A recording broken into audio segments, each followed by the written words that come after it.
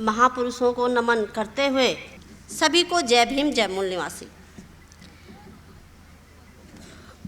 सभी वक्तागणों ने इस विषय में अपनी बात को बहुत ही गूढ़ता से रख दी है। अब मैं इसे आगे कैसे एक माला में पिरो पाऊंगी, ये मैं प्रयास करती हूँ। साथियों, वर्तमान में हम भारत के परिदृश्य में देख रहे हैं कि संविधान के साथ जो निरंतर खिलवाड़ हो रहा है, संशोधन किए जा रहे हैं, मनमाने तरीके से जिस तरह से संविधान के प्राविधानों को तोड़ा मरोड़ा जा रहा है, उसी श्रृंखला में 2023 को जो ये बिल नारी शक्ति वंदन अधिनियम मूल निवासी ओबीसी SC ST महिलाओं के लिए लाया गया और उस विषय पर बहुत ही प्राथमिकता के साथ वामसेव संगठन ने जो ये विषय रखा कि हमारे आने वाले इस अधिवेशन में हजारों कार्यकर्ता इस विषय के बारे में समझें, इस विषय के रहस्य, षड्यंत्र, धोखेबाजी पर जो भी यहाँ पर चर्चा होगी उसका खुलासा समाज में करेंगे। निसंदेह महिलाओं के साथ ये शक्ति वंदन जो नाम दिया गया है, अब हम ये सोच सकते हैं ये बंधन है या बंधन है, क्योंकि भारतीय इतिहास में कभी भी महिला को स्वतंत्र नहीं छोड़ा गया और बड़ी ही साजिश के साथ, बड़ी षड्यंत्र के साथ आज बहुत ही जल्दी महिला आरक्षण बिल संसद में पेश कर दिया गया, बहुत ही शर्तों के साथ। तो उस पर चर्चा करना, उसके बारे में चिंतन करना हम सब बुद्धिजीवियों की जिम्मेदारी बन जाती है। साथियों, धोखेबाजी और षड्यंत्र एक ही है। षड्यंत्र, धोखेबाजी जो दिखती है वो धोखेबाजी नहीं होती, और जो नहीं दिखती है वो धोखेबाजी होती है। अभी हम देख रहे हैं कि भारत के अंदर जो महिला आरक्षण बिल लाया गया है, 33% आरक्षण बिल जो कई वर्षों से भारत की संसद में लटका हुआ है, जिसमें राजनीतिक कई दौर चले, कई राजनीतिक दल के लोग सत्ता में आए और उन्होंने इस बिल को संसद में पास वो नहीं कर पाए। कभी एक दूसरे के पक्ष में रहे, कभी एक दूसरे के विपक्ष में रहे, और यह आज तक 2023 तक लटका रहा। और वही जिन लोगों ने इस बिल का विरोध किया, आज उन्होंने ही यह संसद में रख करके इसके लिए आगे की गतिविधियों को लंबित कर दिया। तो हमें इस बात को समझने की ज़रूरत है कि आखिर संविधान के अनुच्छेद 15(4) में संपूर्ण नागरिकों की बात कही गई है कि लिंग के आधार पर कोई भेदभाव या कोई दोहरापन नहीं होगा।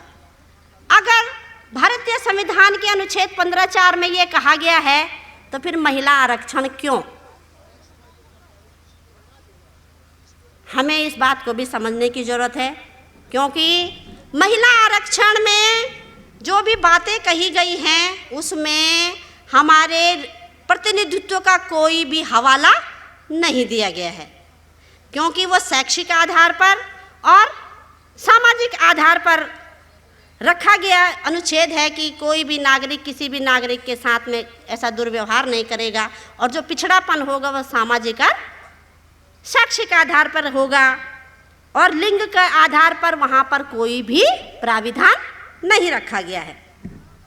साथियों, हम महिला की बात कर रहे हैं कि हमारी महिला के साथ उत्पीड़न होता है, हमारी महिला हक वंचित है। लेकिन जो अगड़ी महिलाएं हैं, जिनके लिए शासन सत्ता को हड़पने वाले लोगों ने 33% आरक्षण के लिए प्राविधान किया हुआ है, हम समझते हैं कि उनके साथ भी भेदभाव होता होगा, उनके साथ भी समस्याएं खड़ी होती होंगी। लेकिन जो समस्याएं, जो हक वंचना, जो परेशानियां मूल निवासी बहुजन की पिछड़ी महिलाओं के साथ होती है, वो उनके साथ नहीं होती। इसलिए अगर 33% आरक्षण दोनों ही महिलाओं को एक साथ दिया जाता है तो गैर बराबरी बरकरार रहेगी। एक वो महिला जो टैक्स देती है, जीवन के हर क्षेत्र में अगड़ी है, सामाजिक मूल्यों के साथ अगड़ी है, धन संपदा में अगड़ी है, जाति में उच्च प्रतिष्ठान उसे मिला हुआ है, और एक वो महिला है जो गरीब है, मजदूरी करती है, लोगों के खेतों में काम करती है, तो वो बराबर कैसे हो सकती है? इस पर चिंतन करने की आवश्यकता है, क्योंकि 33% आरक्षण संपूर्ण महिलाओं की बात करती है। अब हमको ये भी समझना है कि प्राकृतिक रूप से मनुष्य समान हो सकता है, प्रक्रिया एक ही है, लेकिन व्यवहार में समानता नहीं होती, क्योंकि भारत के अंदर प्राकृतिक रूप से समानता है, लेकिन व्यवहारिक रूप से समानता नहीं है। इसलिए जिन महिलाओं को हजारों हजार साल से हक वंचना की गई हो, तो उनके साथ समान व्यवहार भी करेंगे टैक्स देने वाली महिला, और गरीब महिला के साथ समान व्यवहार भी करेंगे, लेकिन फिर भी असमानता बनी रहेगी। ये सोचने और समझने की बात है साथियों। महिला आरक्षण का जो शीर्षक है, अगर हम उस बिल को पढ़ते हैं, उसमें समान सहभागिता की बात कही गई है, एम्पावरमेंट की बात कही गई है, जहाँ पर कि शासन में, प्रशासन, अभी हम बहुत देर से सुन रहे हैं, या हम समाज में भी इस बिल पर चर्चा कर रहे हैं, या हम पढ़ रहे हैं, तो हम सिर्फ राजनीतिक आरक्षण पर ही अपनी बात को समेट रहे हैं कि महिलाओं को संसद में, विधानसभाओं में, जिला पंचायत में, नगर निगम में आरक्षण मिलना चाहिए।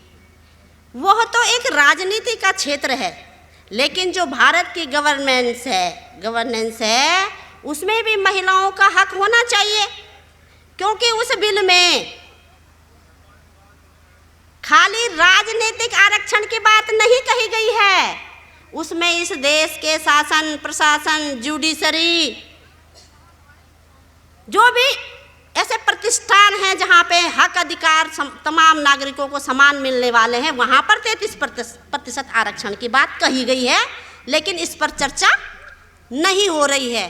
हम सीधे संसद और विधानसभा की बात कर रहे हैं, लेकिन हम जो शासन प्रशासन है, जो उस बिल के अंदर रखा गया है 33%, उस पर चर्चा नहीं कर रहे हैं। इस पर भी चर्चा करनी जरूरी है।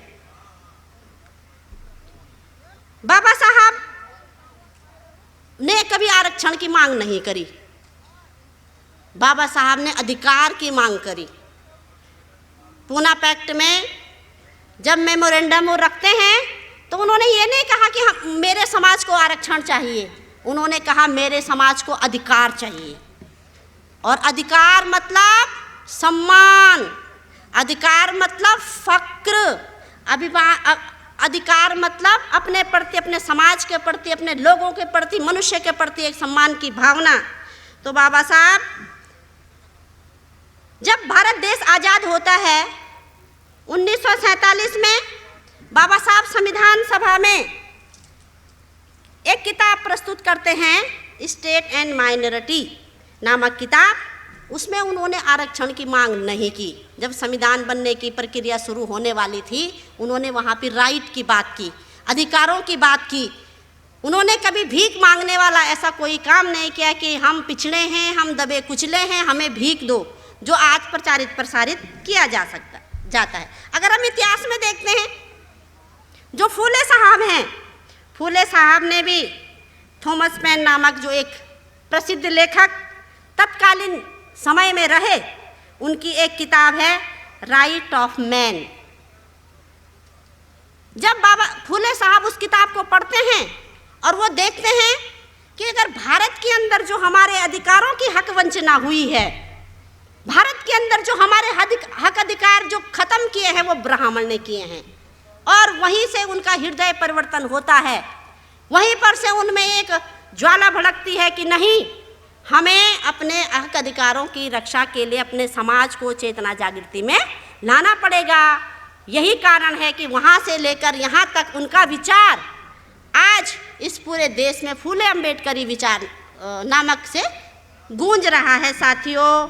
क्योंकि राइट और रिजर्वेशन, इन दोनों में बहुत अंतर है।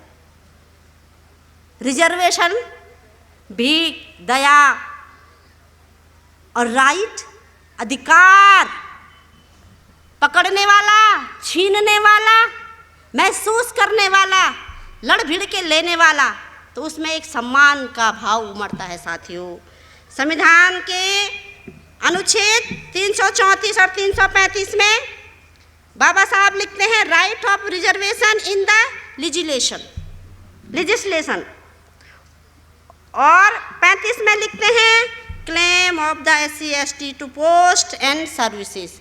यानी कि वहाँ पर भी वो राइट की बात करते हैं, वो अधिकारों की बात करते हैं, लेकिन भीख और रिजर्वेशन के मामले में उन्होंने कभी भी नहीं लिखा, ना उन्होंने कभी भी पढ़ा।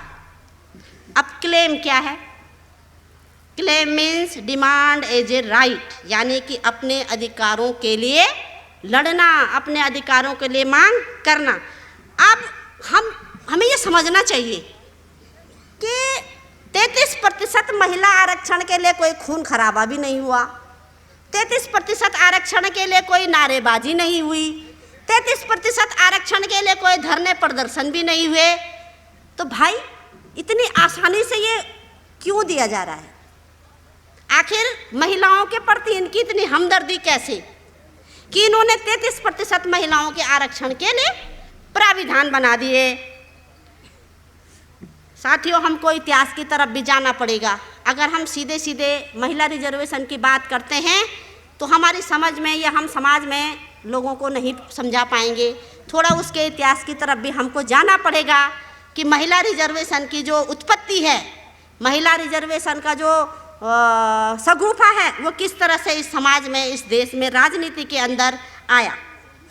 1947 से लेकर 1996 तक 44 साल तक इस देश में ब्राह्मण ही प्रधानमंत्री बना रहा, 44 साल। लेकिन जैसे जैसे समय बढ़ा, अभी हमारे साथी बीच में कह रहे थे कि जब मंडल कमीशन का दौर आया, SC/ST OBC का जब ध्रुवीकरण हुआ, उसमें जब लोगों में चेतना जागृति के लिए कार्यक्रम बढ़े, तो जो हमारे लीडर्स थे इन 8 वर्षों के दौरान उस ध्रुवीकरण के कारण वो सत्ता में आए।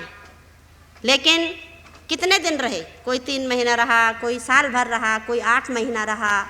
और 1996 के जो ध्रुवीकरण के कारण जो संसद के सामाजिक संरचना में बदलाव आया, वहाँ पर जब पिछड़े लोग आकर के सांसद विधायक बन गए, प्रधानमंत्री पिछड़ा बन गया, तो ब्राह्मण की समझ में आ गया कि अब इस देश के अंदर मूल निवासी बहुजन समाज का प्रादुर्भाव हो चुका है। फिर उन्होंने षड्यंत्र किया और षड्यंत्र के माध्यम से ये कहा कि देश में राजनीतिक अस्थिरता बढ़ रही है। मतलब जो हजार साल से इस देश में 50 साल से 44 साल से राज कर रहे थे, उनके सत्ता से चले जाने के बाद कुछ एक पिछड़े वर्ग के लोग सत्ता में आए, कम ही अल्प समय के लिए जो प्रधानमंत्री बने, और उनके प्रधानमंत्री बनने के कारण उन्होंने फिर समाज में एक मुद्दा छोड़ा कि इस देश में राजनीतिक अस्थिरता बढ़ रही है, और जिसके कारण उन्होंने फिर षड्यंत्र किया और उन्होंने ये कहा कि इससे देश को खतरा है।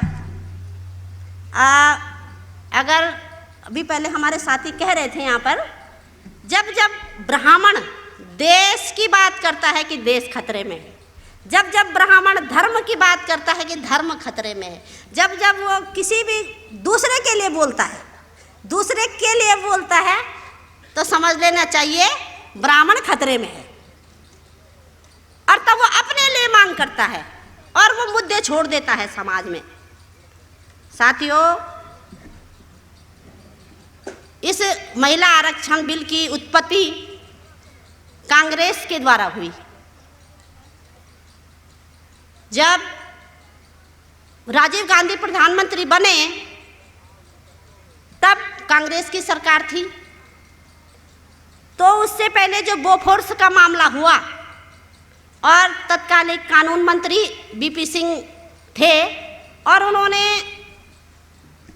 उस समस्या से अपने पद से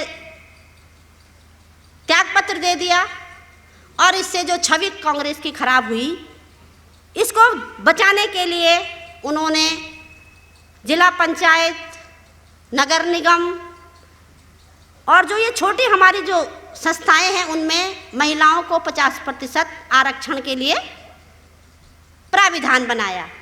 लेकिन उस समय जो जनता दल में बहुत सारे हमारे लोग थे, उन्होंने उसका विरोध किया और वो वहीं पर अटका रहा। फिर उसके बाद राजीव गांधी भी चले जाते हैं, उनकी हत्या हो जाती है और फिर नरसिम्हा राव प्रधानमंत्री बनते हैं। और प्रधानमंत्री जब वो बनते हैं तो फिर वो उसी बिल को 33% आरक्षण बिल को संसद में पेश करते हैं और संसद में उनके बहुमत होने के कारण वो बिल पास हो जाता है और महिलाओं के लिए जिला पंचायत, नगर निगम और जो ये हमारी निकाय की संस्थाएं हैं उनमें आरक्षण का प्राविधान हो जाता है। तो सीधे सीधे हम ये समझते हैं कि भारत के इतिहास में महिला आरक्षण बिल की जो जननी है वो कांग्रेस है। लेकिन फिर हमें सोचना चाहिए कि जो कांग्रेस महिला आरक्षण की बात करती है फिर वो बाद में विरोध करती है, फिर जो संयुक्त सरकारें बनती हैं वो उसके पक्ष में आती हैं, फिर अगर उनके द्वारा महिला आरक्षण की बात करी जाती है तो फिर ये सारे मिलकर के भाजपा कांग्रेस फिर उनका विरोध करते हैं। तो इसी तरह से महिला आरक्षण बिल को आगे ना आने देने के लिए निरंतर एक दूसरे का ये विरोध करते आए। तब से लेकर के अब तक 2023 में फिर ये महिला आरक्षण बिल नारी शक्ति वंदन के नाम से भारत की संसद में आया है, पेश हुआ है और इसके लिए बहुत सारे नियम गढ़े गए हैं। 15 साल के लिए होगा और आप समझिए राजनीतिक आरक्षण 10 साल के लिए और महिला 33 महिला आरक्षण 15 साल के लिए। तो ये भी हमारी समझ में आना चाहिए कि वास्तव में इतना महिलाओं के बारे में विरोधियों के द्वारा क्यों सोचा जा रहा है। इसका कारण है, इसका कारण है साथियों,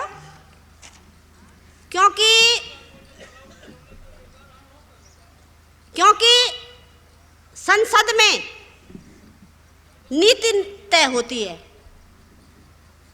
नीतियां बनती हैं और जो ये निकाय वाले जो हमारे प्रतिष्ठान हैं यहाँ पर ऐसी कोई नीति नहीं बनती।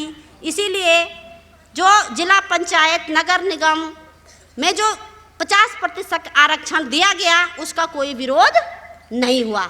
लेकिन अब जब संसद में 33% आरक्षण की बात आई तो विभिन्न संगठनों के माध्यम से, राजनीतिक दलों के माध्यम से इसमें क्या हुआ, विरोध हुआ। तो इसका कारण है, इसका कारण ये है कि जब महिला संसद में जाएगी तो निर्धारित जो प्राविधान हैं उन प्राविधानों के अंतर्गत महिलाओं को 181 सीटें मिलेंगी, टोटल का 181 सीट।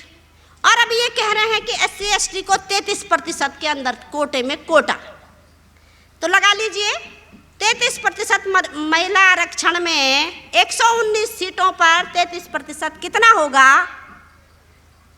यह आप लगा सकते हैं। यहाँ पर भी बहुत बड़ी धोखाधड़ी और साजिश। अपनी ब्राह्मणी महिलाओं को संसद में बिठाने के लिए, अपना बहुमत हासिल करने के लिए, अपने को सत्ता में बनाए रखने के लिए इतनी बड़ी साजिश। इस साजिश को हमें समाज में बताना होगा कि हमारी महिलाओं के साथ कितनी धोखाधड़ी है।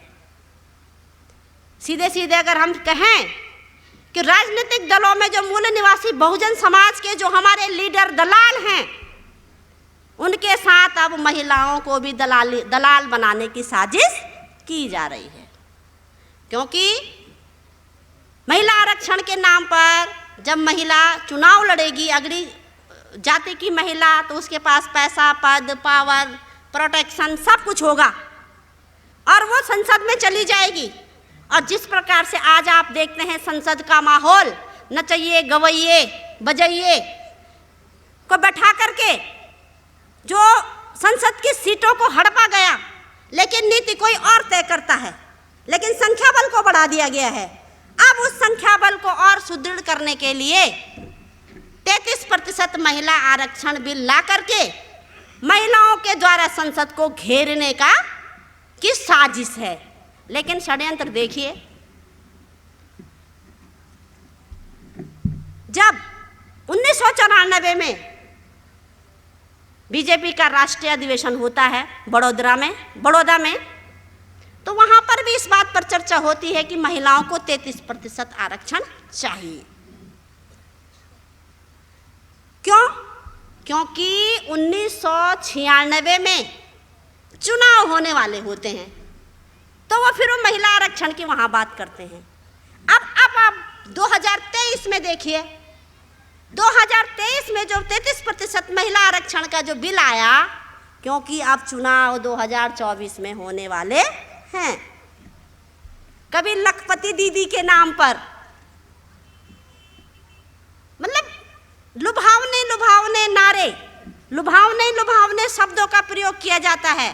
लखपति दीदी, एक बेचारी गरीब महिला, एक छोटे से क्या कहते हैं जो आप कह रहे थे, सेल्फ हेल्प वाले, वो जो छोटे छोटे कमेटियों में काम करती है, उसको कहा जाता है कि आप इतना पैसा जमा करेंगी तो आपको इतना पैसा मिलेगा, आप सब मिल के पैसा जमा करेंगे तो इतना मिलेगा और वो इतना लाख होगा और उसमें से आपको लाख रुपया दिया जाएगा। यानी कि बहुत मुंगेरी लाल के हसीन सपने एक गरीब महिला को दिखाए जाते हैं और नाम आता है लखपति दीदी। तो ये बहुत बड़ा षड्यंत्र, छलावा निरंतर शासक जातियों के द्वारा इस देश में चलता रहा है, सदियों से चलता रहा है, वर्तमान तक चल रहा है। 33% आरक्षण मतलब महिलाओं के लिए अभिशाप। हमें खुश नहीं होना चाहिए। हमारी जो इंटेलेक्चुअल महिलाएं हैं, जो तमाम सामाजिक संगठनों में काम करती हैं, नारीवादी, कभी नारी मुक्ति संघर्ष, कभी दलित चिंतन, कभी पता नहीं क्या क्या नाम से वो अपने छोटे मोटे संगठन चलाती हैं, लेकिन कभी भी वो इतने गूढ़ विषय पे चिंतन नहीं करती। लेकिन एक ब्राह्मणी महिला है,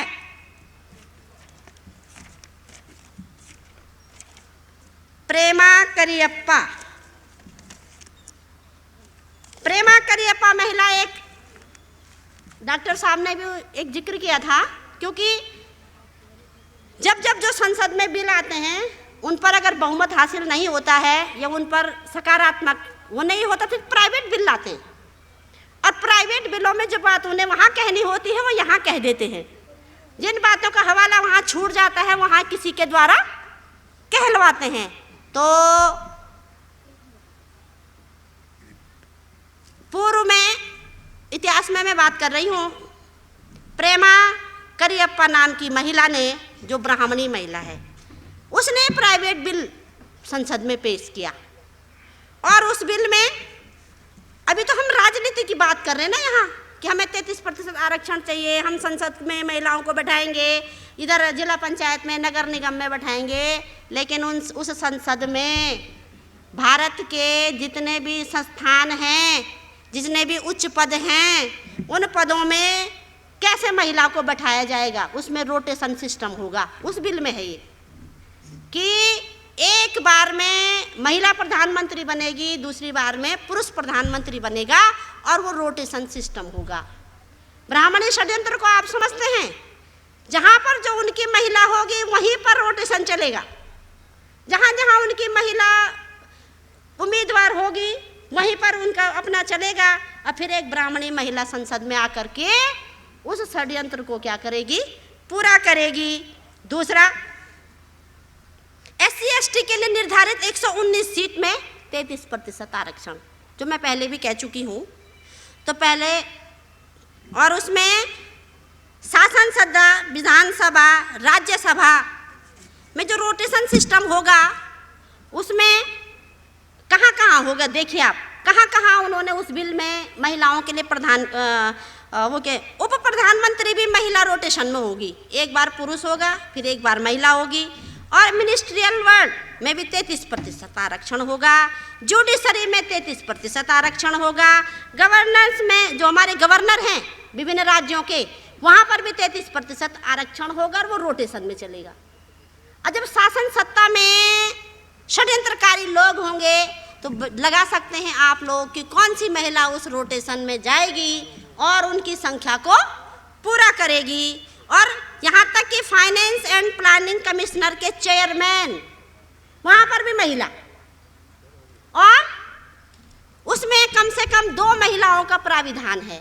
अगर हमारे समाज में इन चीज़ों का खुलासा हम नहीं करेंगे तो पूरी की पूरी संसद ब्राह्मणी शासक जातियां घेर लेंगी और हमारी समस्या क्या रहेगी आप जानते हैं। बाबा साहब ने तो हमारे लिए सारी सुविधाएं दी, संघर्ष के रास्ते खोले, प्राविधान किया, राइट्स मांगे, भीख नहीं मांगी, दया नहीं मांगा। उन्होंने कहा राइट चाहिए, अधिकार चाहिए, ये देश हमारा है और इस देश के हम नागरिक हैं, हमको समानता के आधार पर, स्वतंत्रता के आधार पर अपनी पूरी हिस्सेदारी चाहिए, ये बाबा साहब ने कहा। अब मैं पहले ही कह चुकी हूँ कि संसद में ही 33% आरक्षण के लिए विरोध हो रहा है कि मूल निवासी बहुजन महिला को वहाँ नहीं आना है।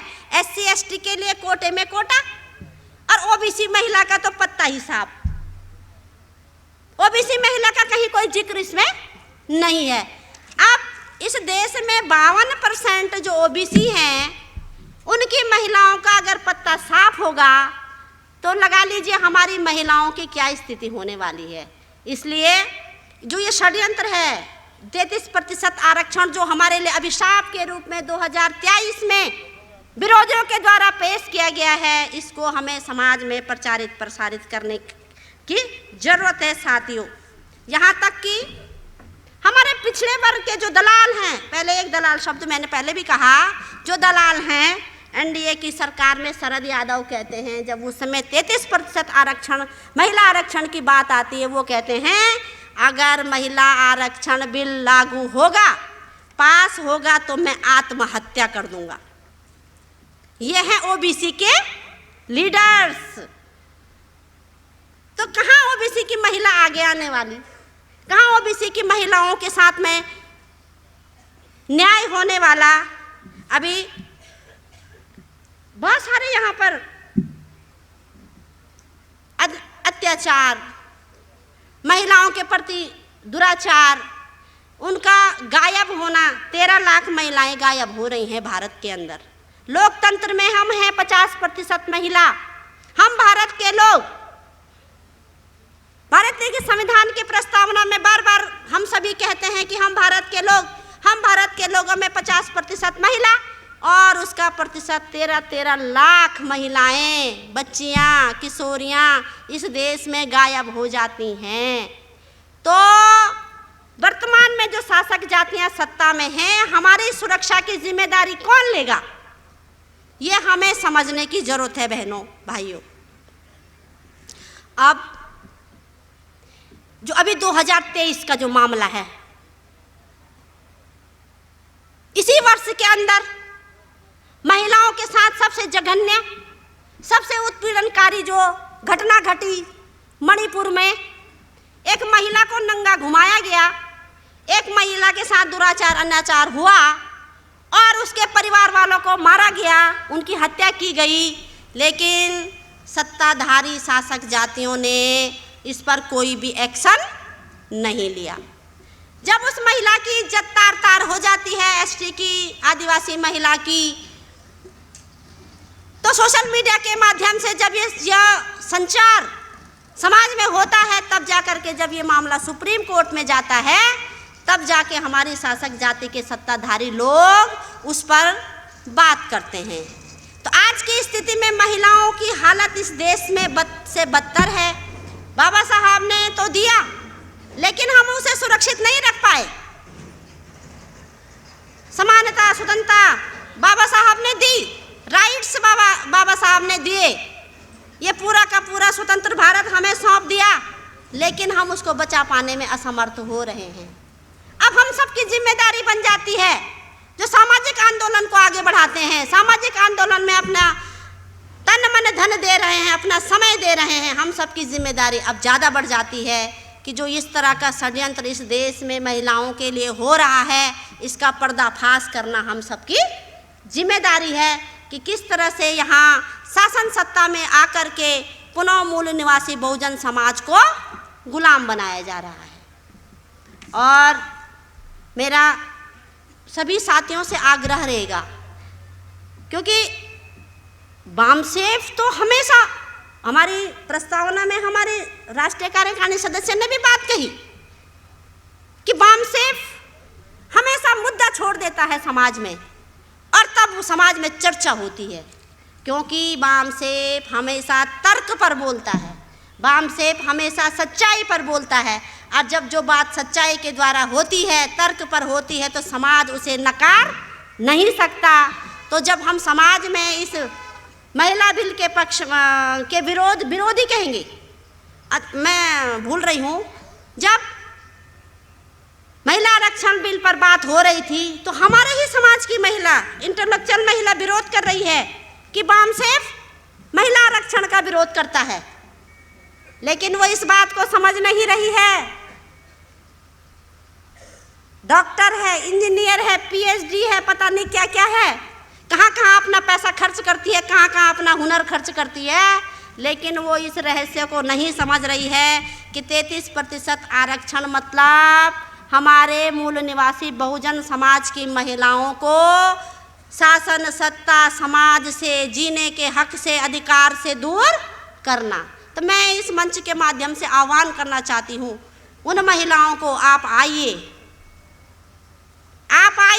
इस सामाजिक आंदोलन में अपनी भूमिका निभाइए, अपनी विद्वता का परिचय दीजिए, अपनी बातों को, अपनी शिक्षा को उजागर कीजिए और समाज का प्रबोधन कीजिए, ताकि इस देश में हम जैसी महिलाएं 50% का हिस्सा हमारा वो हमको मिले और हम इस देश में चैन से जी पाएँ।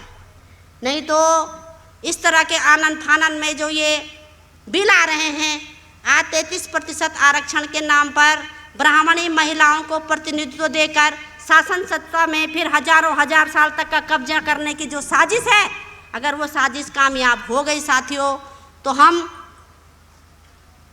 फिर वहीं चले जाएंगे जहाँ से बाबा साहब फूले साहब, रामास्वामी पेरियार और तमाम हमारे महापुरुषों ने हमको उबारा था, वहीं चले जाएंगे साथियों। इस पर बहुत ज़्यादा ध्यान देने की ज़रूरत है। समय ज़्यादा तो नहीं हुआ? नहीं, अभी हो रहा है। तो महिला आरक्षण बिल जो साजिश है, उस साजिश का इतिहास बहुत पुराना है। इसमें हमारी महिलाओं को भ्रमित किया गया है कि जो 33% आरक्षण है उसमें आपको पूरी हिस्से दी जाएगी और SC/ST के लिए कोटे में कोटा दिया जाएगा। अब कोटे में कोटा लेकर के तो हम पिछड़े ही रहेंगे ना। कोटा क्यों मिल रहा है? पिछड़ेपन की वजह से। अगर यहाँ भी हमको कोटे में कोटा देंगे तो हम राजनीति में भी पिछड़ जाएंगे। हमारे पास पैसा नहीं, हमारे पास शिक्षा नहीं, हमारे पास गाँव में गरीबी है, भुखमरी है, कहाँ महिला राजनीति में पदार्पण कर पाएगी। हमारी महिला के पास शिक्षा नहीं है, कहाँ से वो जुडिशरी में आ पाएगी। हमारी महिला ज़्यादा पढ़ी लिखी नहीं है, फाइनेंस मिनिस्टर कैसे बनेगी। हमारी महिला गरीब है, कहाँ से वो अपना घर चलाएगी। तो साथियों, हमको इस विषय में बहुत ज़्यादा सोचने विचारने की ज़रूरत है। और जो नारी शक्ति वंदन जो बिल आया है, उस बिल में शर्तों के साथ भारत की संसद में उसको रखा गया है कि ये 15 साल के लिए होगा। और 15 साल के लिए भी माननीय निसर्गन जी ने बता दिया कब बिल आएगा, कब वो सत्ता में आएंगे। हो सकता अगर बहुत ज़्यादा प्रचार प्रसार हुआ, समाज में चेतना, राजनीतिक चेतना जागी, अगर वो लोग शासन सत्ता में ना आए, अगर हमारे सामाजिक कार्यकर्ता, हमारे लोगों ने अगर बहुत ज़्यादा बड़ी मात्रा में काम किया, तो फिर वो बिल लटक जाएगा। और हम चाहते हैं ऐसा अमानवीय बिल हमको नहीं चाहिए। तो मेरा पुनः इस विषय को रखने के लिए वामसेफ संगठन को बहुत बहुत आभार व्यक्त करना चाहती हूँ कि समय समय पर वामसेफ महिलाओं के लिए इस तरह के जो विषय डिजाइन करते हैं और महिलाओं के लिए जो तत्कालिक मुद्दों पे अपनी बात को रखते हैं और उस पर जो हमारा समाज सोचने को मजबूर होता है, जो समाज में चर्चा, मुद्दों की चर्चा होती है और निसंदेह उसके सफल परिणाम हमको मिलते हैं। तो हम इसी आशा और विश्वास के साथ मैं सभी लोगों का बहुत बहुत आभार व्यक्त करती हूँ कि आपने मेरी बात को सुना, और आशा भी करती हूँ कि आप इस बिल का जो अभिशापित बिल हमारे लिए लाया गया है, इस बिल के बारे में आप समाज में लोगों का प्रबोधन करेंगे, लोगों को जगाएंगे, लोगों को इस बिल के प्रति जागरूक करेंगे कि यह हमारे मूल निवासी बहुजन के लिए कितना खतरनाक बिल है। मैं इन्हीं शब्दों के साथ अपनी वाणी को यहीं पर विराम देती हूँ। जय भीम, जय मूल निवासी।